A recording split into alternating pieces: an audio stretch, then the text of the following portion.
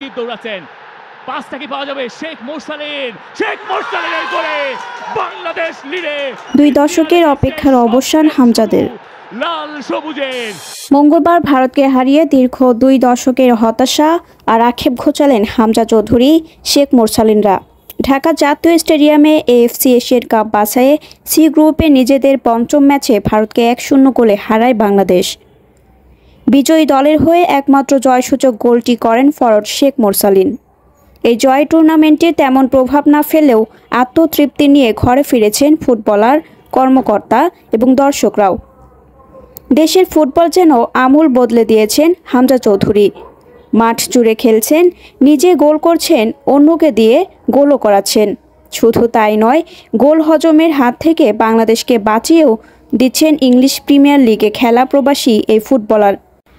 নেপাল ম্যাচে একাই 2 গোল করেছিলেন। ভারতের বিপক্ষে গোল না পেলেও সুযোগ পেয়েছিলেন, এমনকি গোলের হাত থেকে দেশকে বাঁচিয়েও দেন হামজা।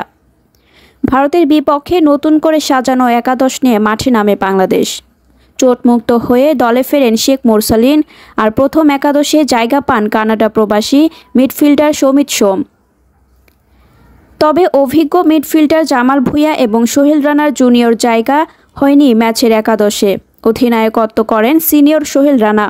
গোলপোস্টে যাকে নিয়ে নেপাল ম্যাচের পর থেকে চলছিল সমালোচনা, সেই মিতুল মার্মার উপরই আস্থা রাখেন কোচ।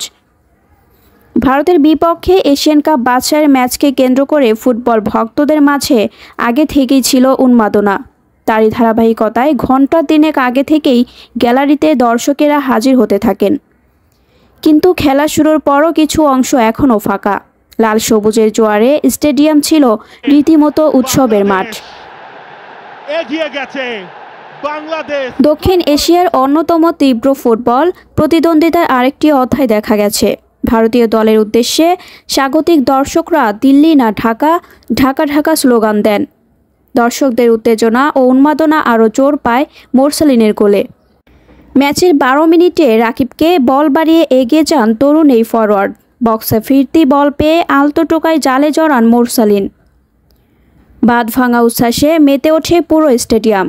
ভারতীয় গোলকিপার দ্বিধা নিয়ে এগিয়ে যান ঠিকই, তবে তা গোল বাঁচাতে যথেষ্ট ছিল না।